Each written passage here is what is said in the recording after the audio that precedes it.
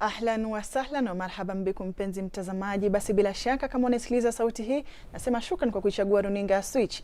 Wananijua huniita Hadi ya Mwasiwa na mtangazaji mwenza katika lugha ishara ni Teresia Washira. Yapo mengi ambayo tumekuandalia, baadhi ya mambo yaliyoibuka na kugonga vichwa vya habari humu nchini na vile vile kimataifa. Lakini kwa sasa tuvipate vidokezo.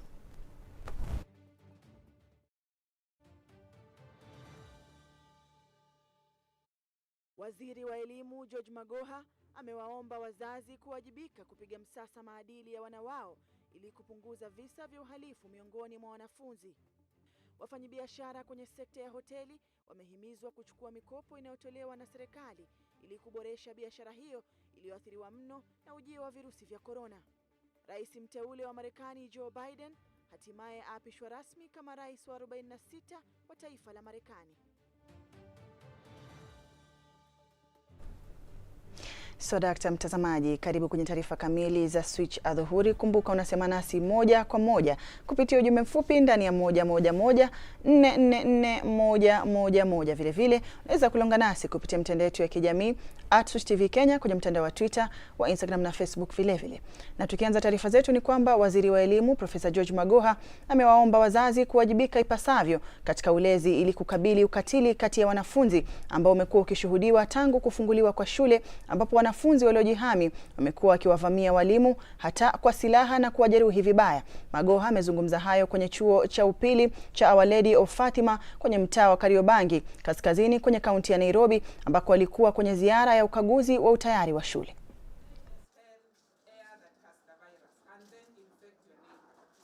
Principal mentioned tough love here today. That is what our parents don't give. They don't give even 1% of tough love. What they give is what I would call stupid love. Because my father prepared me to be able to live and become a CS and get all the pressure and the arrows from you, and I don't collapse.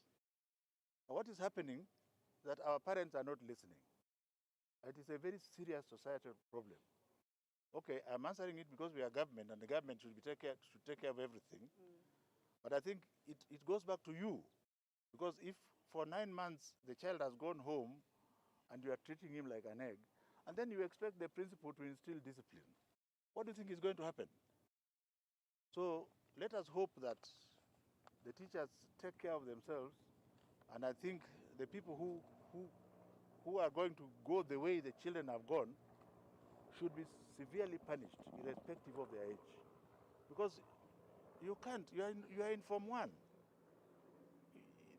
You really are nothing. Why do you want to beat your teacher?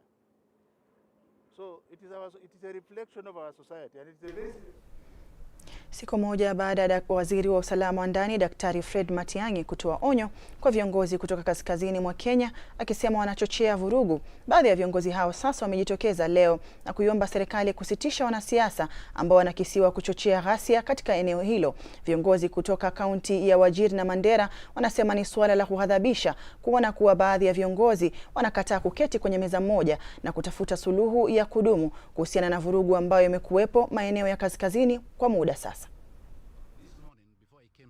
Before I decided to join this press statement, I was trying to look for them. It is difficult. It seems they want to deal with one region, deal with Garissa now, put the problem of Wajir under the cover, come for this. So they are not interested in peace.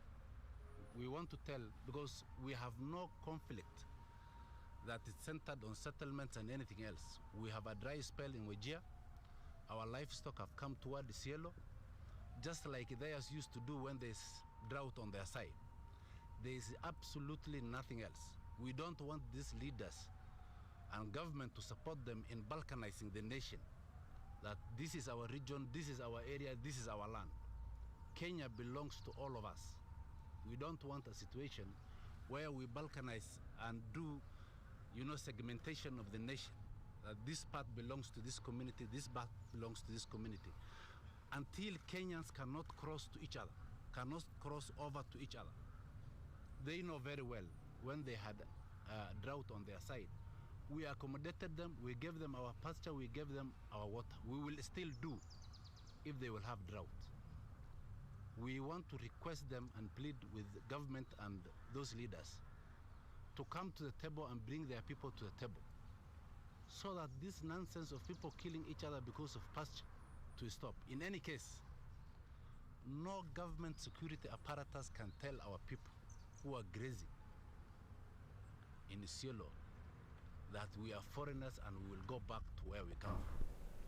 Na kamishna mkuu wa mkoa wa Pwani John Elungata ametoa siku 2 kwa mojawapo ya jamii zinazopigana katika eneo la Madogo kurudisha mbuzi 48 waliondolewa kutoka eneo lao la malishe. Katika siku za hivi majuzi kumezuka wasiwasi baada ya chimbuko la mgogoro kati ya jamii hizo mbili. Akiwahutubia wazee kutoka jamii ya Orma na Munyonya baada ya mkutano uliofanyika Jumatatu, Elungata alisema kwamba ikiwa mbuzi hao hawatarudishwa baada ya siku 2, jamii inayohutumiwa iwe tayari kuzalisha idadi sawa ya mbuzi hadi wale 48 watakaporudishwa.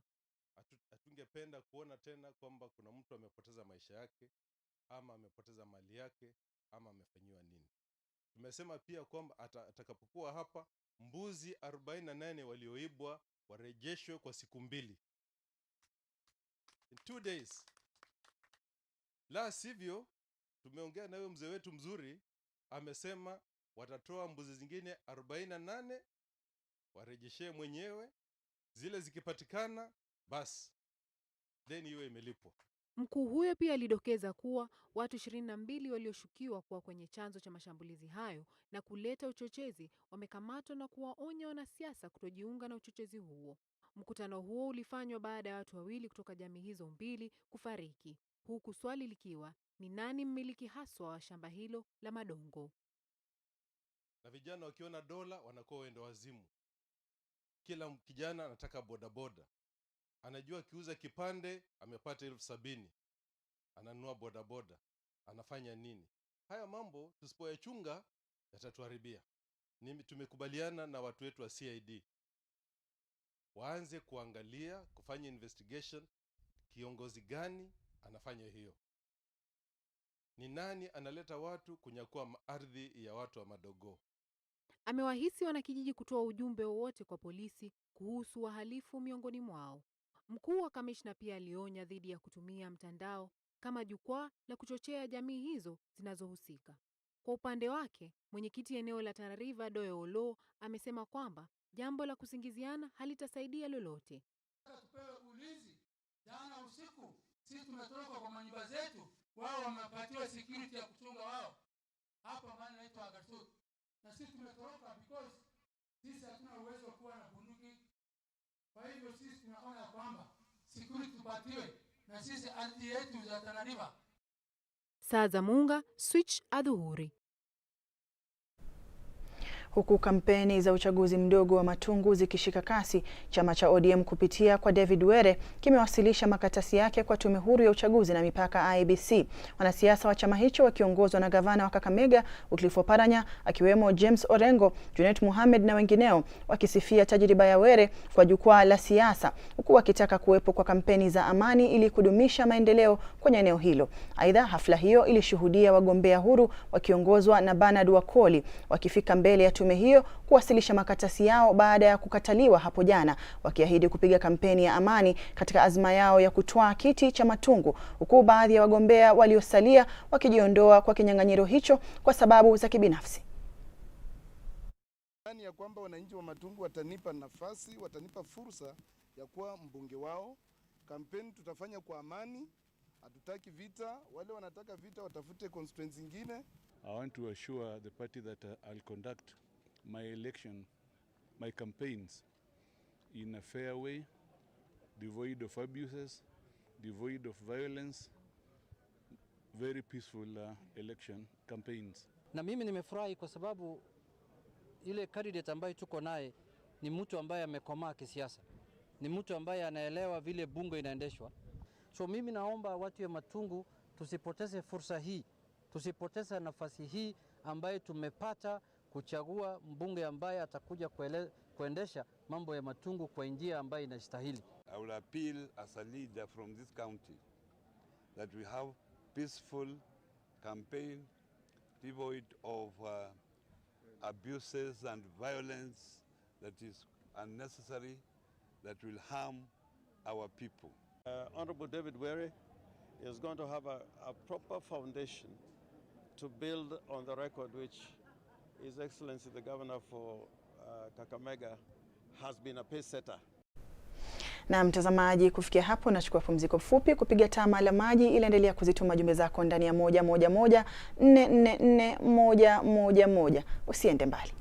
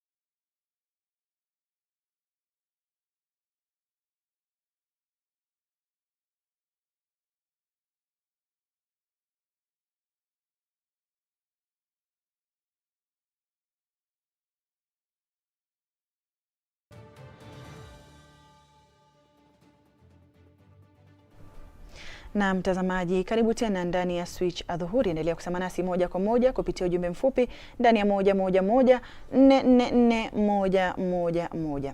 Na kwenye taarifa ya kuchangamsha, kanisa lenye umri wa miaka zaidi ya 100 limekuwa kivutio kikuu cha watalii kwenye kaunti ya Narok, wengi wakisafiri kuipata historia ya kanisa la kwanza kujengwa kwenye jamii ya Wamasai. Emmanuel Terer anatupa uhondo wa taarifa hiyo. Kwenye barabara kuu ya Narok Nairobi, kaunti ndogo ya Narok Mashariki, eneo la CFA, watalii wengi wameminika ili kukata kiu chao cha kuliona kanisa la kwanza lililojengwa kwenye ardhi ya jamii ya Maa. Kanisa hili lenye umri wa miaka ya zaidi ya 100 ni kivutio cha maelfu ya watalii kila mwaka, wakiwemo wa kigeni na wa humu nchini. Kama wasemavyo wahenga, mavi ya kale hayaachi kunuka. Taswira ya jengo hili inadhihirisha ukwasi wa umri, baadhi ya kuta zikionekana kulemewa na umri huo. Mzee Lawrence Ole Sampere, ambaye amebobea katika elimu ya historia ya kanisa hili lililojengwa mwaka 1900 na kikundi cha wamishonari ili kuwa kiini cha kueneza dini ya Kikristo miongoni mwa jamii ya Wamasai. Dwayne Muti alichukua mamlaka na kumtambua na kumtuma muinjilisti mmoja aliyekuwa anaitwa Scott Cameroon aje upande wa Masai, haswa Kijabe, ili aje afungue mambo ya uinjilisti katika sehemu ambayo Wamasai walikuwa wanaishi. Mzee Moronge Ole Sampere ambaye alikuwa mtu wa kwanza kutoka jamii ya Masai kukubali dini ya Kikristo. Mzee Moronge Ole Sampere ambaye alikuwa mtu wa kwanza kutoka jamii ya Masai kukubali dini ya Kikristo na kisha kubatizwa mwaka 1903, alikuwa miongoni mwa watu kwenye jamii hiyo waliotafsiri ujumbe kutoka kwa wamishonari hadi kwa watu kwenye jamii ya Maa. Katika harakati ya kuieneza Injili, wamishonari walijenga kanisa eneo hili la Siepei ambako wafanyabiashara wengi walikutana na hivyo kufanya mahala hapa kuwa mwafaka kwa ujenzi wa kanisa. Niko na miaka 10 sasa, na hii kanisa nimeikuta imejengwa, imekuwa hivyo, na watu wengi sana huwa wanapenda kuja kuona kanisa hili. Safari ya kueneza dini ya Kikristo ilishika kasi baada ya kujengwa kwa kanisa hili ambalo lilikuwa kivutio cha watu wengi, na kisha baadaye kusababisha kujengwa kwa kituo cha mafunzo ya Biblia ambako utafsiri wa Biblia kutoka lugha ya Kimbo hadi ile ya Kimasai ulifanyika kwa mara ya kwanza mwaka 1942. Kulingana na mchungaji wa sasa hivi wa kanisa hili Chris Longusho, awali kanisa hili lilifahamika kama Church Missionary Society CMS, na lilibadilishwa jina na kuitwa African Inland Church, na limekuwa kivutio kikubwa cha watalii wa tabaka mbalimbali kutokana na historia yake. Emmanuel Terer, Runinga ya Switch. Asante sana Emmanuel Terer kwa taarifa hiyo. Tukisonga mbele ni kwamba kamishna wa kaunti ya Murang'a Mohamed Bare anaanzisha kamati ambayo itafuatilia kutolewa kwa hati miliki za ardhi ambayo imejengiwa shule kwenye shamba la kilimo la Kakuzi. Kulingana na Bare, kupatikana kwa hati miliki kutasaidia kutatua mzozo kati ya kampuni hiyo ya kibinafsi na kivutio cha serikali vilivyoko kwenye kipande hicho cha ardhi. Kamati hiyo itakuwa na wakilishi tofauti kutoka kwa vitengo vya serikali vya kitaifa na ile ya kaunti, ikiwemo wasajili wa ardhi ya kaunti. We live in this community. Some of our employees, some come from home, some are housed within Kakuzi, but a good number are also renting houses from members of this community. And that's not the only way in which we are contributing towards the economy of this community. Please come and see us with a challenge, with a problem. We don't promise to solve all of them, but we promise that we will have a listening ear, and that we will probably think together with you towards what the solution could be. So we create a committee where the land registrar and the DC will represent the national government, and we get the county director of education and even the CEC education to represent the county government. We create a committee that will sort out the issue of pending title deeds for our learning institutions once and for all. And I hope by so doing, we will be able to achieve harmonious coexistence between the organization and the community. Wamiliki wa hoteli humu nchini wamehimizwa kuchukua mikopo inayotolewa na serikali katika harakati ya kusaidia kufufua sekta ya utalii ambao ni miongoni mwa sekta zilizoathirika pakubwa na ujio wa virusi vya corona. For the first time, government has come up with a stimulus package, and they're saying there are funds available for you guys. We don't apply, then it means that any future support will be pegged on this. We gave you funds and it came back. Now we're being told Nairobi is ready to take if Coast region is not taking. Looking at Kwale, for instance, where most of the hotels are located. Well, the pandemic has hit everybody and globally. Keep in mind that Coast region suffered immensely and negatively from 10, 15 years continued terrorism threats and travel advisories. That's Kenya Coast. And when you look at the maintenance of a beach resort, it's 2-3 times, even 4 times higher than a Nairobi hotel. Coast hotels in this room around, you have to run air conditioning. Nairobi hotels, you don't have to. The infrastructure alone in doing that is expensive. Your pipe work is also another headache. Water source at the coast is not easy to deal with. You know, most of it is brackish. which means you have to desalinate and many other things. So I'm appealing to the coast hotels, to come out strongly. We're being told even the coast region, the ones who applied are not even the beachfront hotels. These are, second and third players in the industry. So we need to come out strongly, especially the chains. One thing I did not know was that if you're a chain hotel, you can actually allowed to borrow up to 200 million shillings. That's not bad in this day and time. And this day, it's good money that you can do a lot with it, so that by the time the pandemic is ebbing and we have a vaccine, people are coming back, at least you have done something. After the first round of applications, we realized that the coast destination, which is from Diani to Lamu and Tsavo, there was a challenge in terms of response. We noted that some of the challenges probably had arisen because many of them anticipated that this fund was going to take care of needs that were beyond the purpose of. So we got a 3 billion fund through the stimulus package, purposely to issue as soft loans to tourism stakeholders, and for two reasons. One, to support the renovation and refurbishment of the facilities that they run, and secondly, to take care of business restructuring of the operations. And because the coast of Kenya is unique, it's unique in the sense that it is the only beach destination that we have, and we don't have any other replica in the country. And it's one of the regions that had suffered most, particularly on matters of reinvestment. So we have very tired facilities in the coast of Kenya. The renovation fund took care of the coast region more favorably. So 60% of the 3 billion is going to the beach destinations, plus Tsavo, and then the rest, 40%, goes to the rest of Kenya. Everything apart from having a business plan and having a BQ and having a security, all the other documents are a copy of a document that is already, be it a PIN, be it a KRA compliance, be it a TRA compliance certificate, be it a CRB certification. All these things are within. And a very case example, for example, why is it that someone in the Nairobi region can be able to apply and in excess and properly, and you have another region not applying properly? So that is actually now why we are actually here for that sensitization program, to ensure that those issues or those fears that were there, then we can be able to guide them properly, considering the environment of operating is different to the one in Nairobi. Na mtazamaji, tuvuke kwenye rubaa za kimataifa ambapo watu zaidi ya 600 wametiwa mbaroni nchini Tunisia baada ya vurugu kuzuka katika miji tofauti nchini humo. Vurugu hiyo ambayo sasa imeingia siku ya 4 imesababishwa na kile ambacho wananchi wanasema ni kudorora kwa uchumi na ukosefu wa ajira kwa vijana, jambo ambalo wanasema limesababishwa na ujio wa janga la corona. Haya yanajiri hata baada ya serikali ya nchi hiyo kufunga nchi ili kudhibiti ugonjwa wa COVID-19.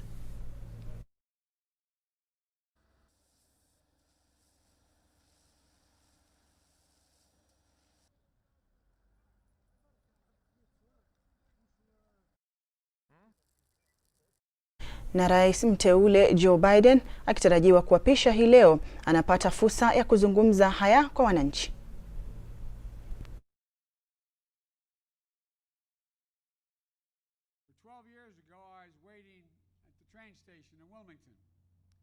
For a black man to pick me up on our way to Washington, where we were sworn in as President and Vice President of the United States of America. And here we are today, my family and I, about to return to Washington to meet a black woman of South Asian descent, to be sworn in as President and Vice President of the United States. As I told Bo on that station waiting for Barack and Hunter, and Ashley, I said, don't tell me things can't change. They can, and they do. That's America. That's Delaware. A place of hope and light and limitless possibilities. And I'm honored. I'm truly honored to be your next president and commander-in-chief. And I'll always be a proud son of the state of Delaware. Na mtazamaji, kufikia hapo sina la ziada ila kutamatisha taarifa za Switch adhuhuri mchana wa leo. Nimekuwa wako Hadia Mwasiwa na mwenzangu Teresia Washira. Hadi wakati mwingine tena, kwa heri.